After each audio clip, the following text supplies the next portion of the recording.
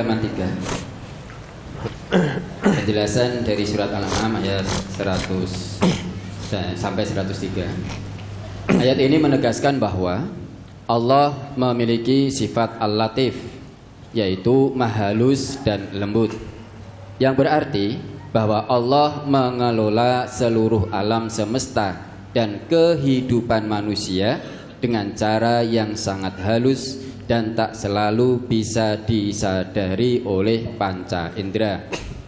Allah mengatur segala sesuatu dengan penuh kelembutan dan hikmah, bahkan dalam hal-hal yang tampak kecil dan sepele, meskipun kita tidak dapat melihatnya secara fisik. Pengaruh dan kasih sayangnya nyata dalam setiap detik kehidupan kita. Oleh karena itu, meneladani sifat Al-Latif berarti kita harus bersikap lembut, penuh perhatian terhadap hal-hal kecil, dan tidak tergesa-gesa dalam menilai, serta selalu bersikap bijaksana dalam memperlakukan orang lain. Mohon penjelasannya, Ustaz. Mohon penjelasannya. Ji. Hal-hal kecil itu biasanya yang sering kita anggap sepele, Bapak dan Ibu.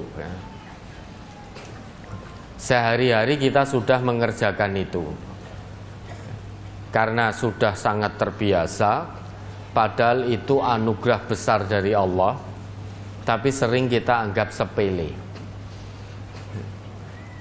karena menjadi kebiasaan harian kita. Contoh nyata, sehari-hari kita itu kan berkedip. Ada yang tidak berkedip, tanpa kita sadari, ternyata kita ya berkedip. Apa ada tak manusia yang berpikir, sik tak kedip sik, itu mana? Saya tak berkedip dulu, kedip lagi, gitu. Nggak pernah disadari itu. Itulah kelembutan Allah. Nikmat yang luar biasa, anugerah yang luar biasa. Tanpa kita sadar, ternyata kita berkedip. Coba kalau kita tidak bisa berkedip 5 menit saja, kering mata ini, ya kan?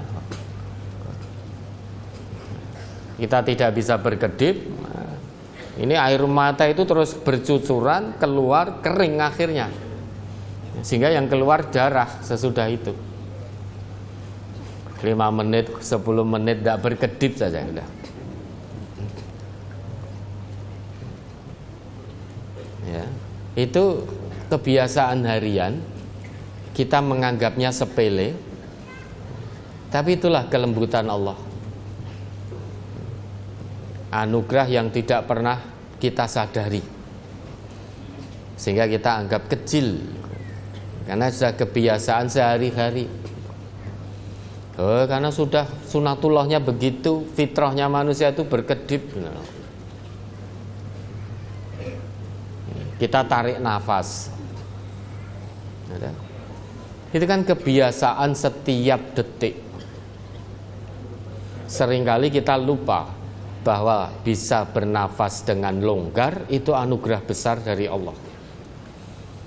Itulah kelembutan Allah. Tidak tampak oleh panca indera. Apa bisa kita melihat nafas? Tidak bisa.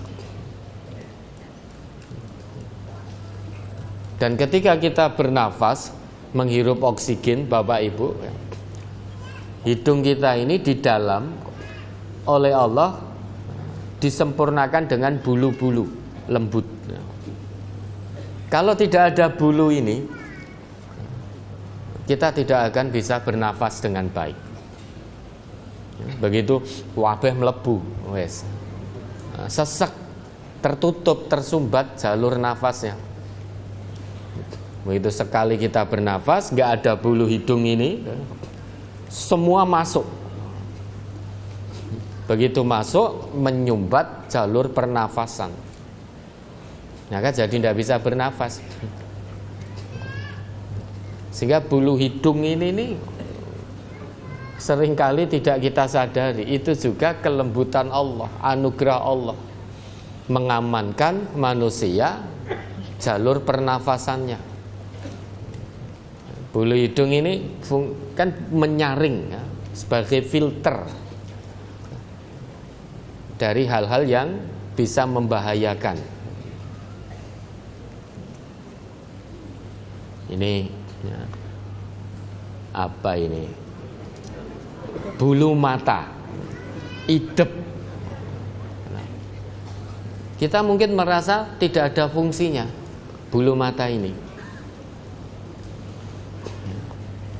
Seringkali tidak kita sadari fungsi dari bulu mata ini luar biasa.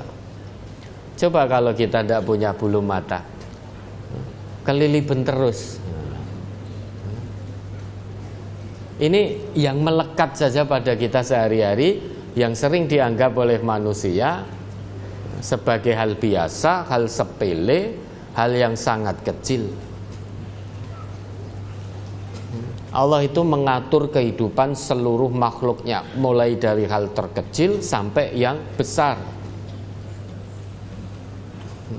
Dalam konteks manusia, Allah mengatur dari hal yang paling kecil sampai yang paling besar, yaitu beribadah, pengabdian kepada Allah.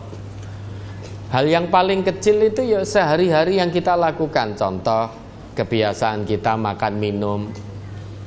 Coba kalau bukan campur tangan Allah, dari mana kita bisa makan? Dari mana? Meski punya makanan, kalau Allah tidak ciptakan dan tidak perintahkan kita untuk bisa mengunyah, ya kita tidak bisa mengunyah. Maka di tubuh kita ini ada hal kecil sampai hal yang besar. Yang terbesar itu masalah mata hati. Masalah mata hati. Bagi Allah, menciptakan tubuh manusia itu kecil sekali. Tapi bagi kita makhluk itu sangat besar. Karena tidak ada satupun makhluk yang bisa mencipta seperti Allah. Apa ada manusia yang bisa membuat hidung sesuai dengan fungsi penciptaan Allah? Tidak ada yang bisa. Dari hal-hal kecil, keluar masuk kamar mandi, itu kan hal sepele. Tapi Allah atur bagaimana hal itu bisa menjadi amal soleh bagi hambanya yang beriman. Keluar masuk kamar mandi, bagi orang Islam tidak hanya sekedar buang hajat, tapi bagaimana buang hajat itu menjadi amal soleh, memperberat timbangan kebaikan. Keluar masuk dengan doa, kakinya saja diatur. Ketika masuk kaki kiri pakai doa, keluar kaki kanan. Kalau hanya sekedar buang hajat, orang kafir, musyrik, munafik, itu ya buang hajat, hanya menyelesaikan hajatnya saja. Mung lego ngono tok, ndak ada nilai amal solehnya, nggak ada nilai kebaikannya. Tapi bagaimana orang Islam dari buang hajat itu bertambah amal baiknya, bertambah pahalanya.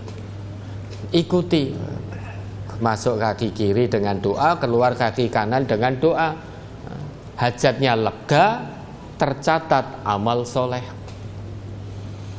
Makan minum, orang di luar Islam kalau lapar juga makan, kalau haus juga minum. Binatang pun juga demikian. Binatang itu kalau lapar itu juga makan, kalau haus juga minum. Tapi tidak dapat pahala kebaikan. Orang di luar Islam juga begitu. Kalau makan hanya sekedar menghilangkan rasa lapar. Kalau minum hanya sekedar menghilangkan rasa dahaga. Tapi kalau orang Islam, selain laparnya hilang, dahaganya hilang, dia akan menambah pahala kebaikan. Dengan catatan, ketika mau makan atau minum mulai dengan basmalah. Ketika selesai diakhiri juga dengan doa, maka tercatat pahala kebaikan.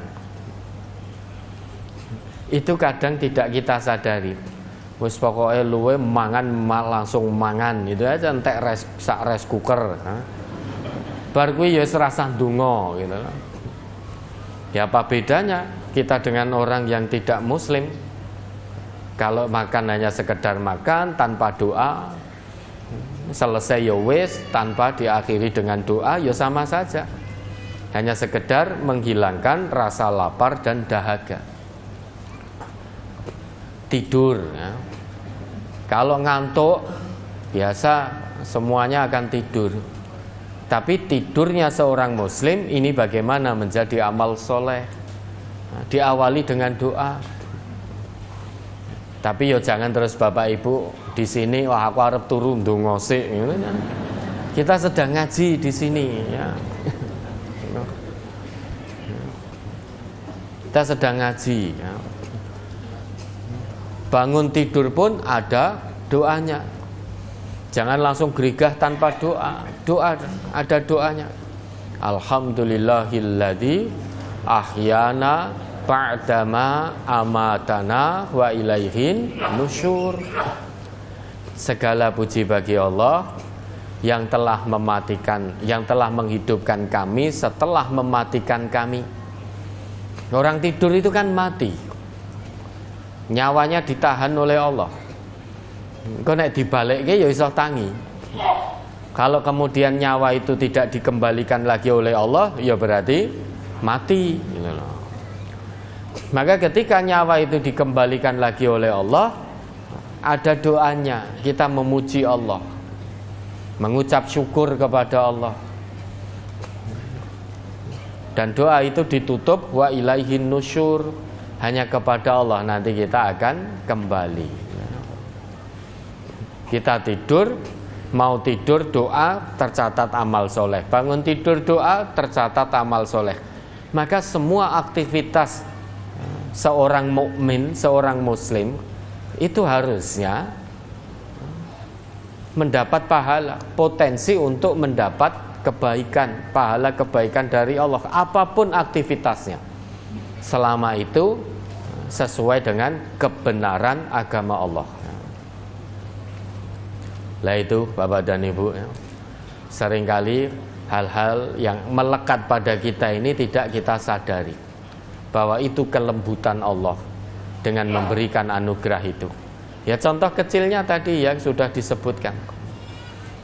Mulai ya, dari kita bisa berkedip, kan tidak terasa itu. Tidak ada niatan untuk berkedip itu loh.